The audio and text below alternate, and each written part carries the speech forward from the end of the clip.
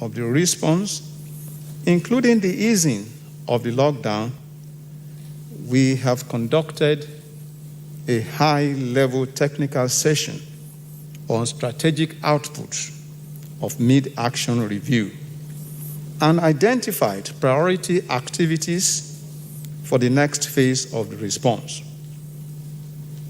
In addition, we have commenced development of sector-specific advisories on reopening.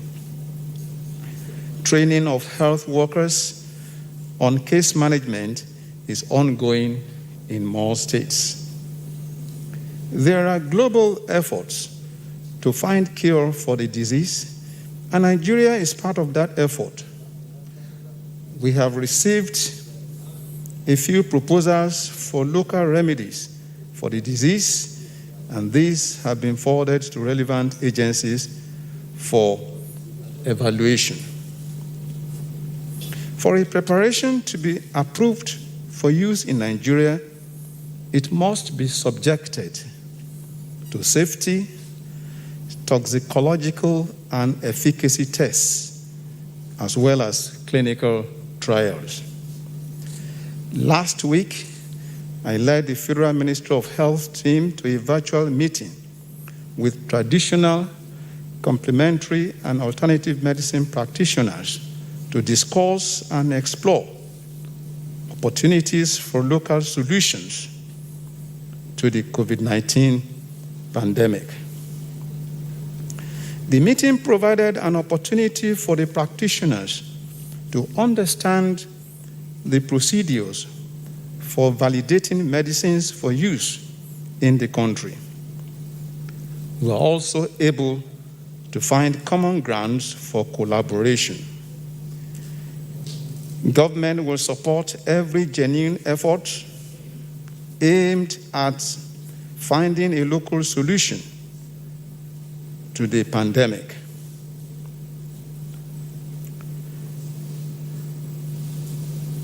Maybe just for clarity or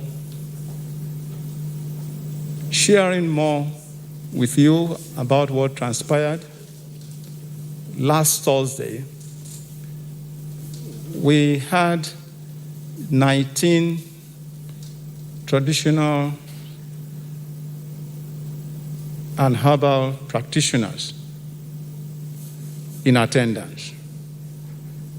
But 5 of them were physically present at the conference center where we had the engagement, and others were online. Of course, in attendance were the heads of the various relevant agencies. And by this, I mean NAFDAC, and NIMA, that's Nigerian Institute of Medical Research.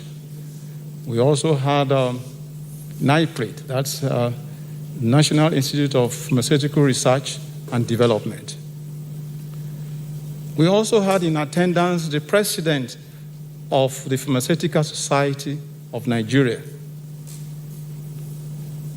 We had in attendance academics like Professor Olujoba from Obafemi University, a man that had worked for so many years on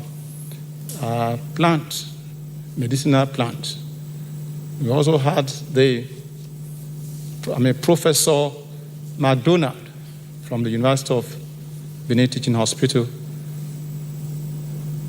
who has also done a lot of work, a lot of research work in medicinal plants. We had the chairman of an ethics committee, and we had other stakeholders that were present. And what we did was to ask each of those present, that is, the traditional medical practitioners, to name their product and tell us at what stage is it, whether it's been listed with NAFDAC, because that's the first step, where NAFDAC will have to determine the fitness for human consumption. I repeat, fitness, not efficacy, and not clinical trial. So, knowing those that have registered with NAFDAC and those who have not, and of course, what the remedy claims to do, whether it has to do with remission of symptoms or the shortening of the period of hospitalization, or whether it is to achieve cure. And then we ask each of them to state the challenges. At the end of the interaction, what came out essentially was that, one, practitioners still have issues regarding the process or procedure for getting listed with NAFDAC. Two, the issue of protection of intellectual property rights. Every one of them was scared. And how are they sure that somebody will not go behind to patent their own intellectual property? So they needed to be assured that that will not happen and there will be an agreement to be signed on to. Three is the issue of funding, because every of these processes will require some measure of funding. The other issue they came up with is a request to have traditional medicine wards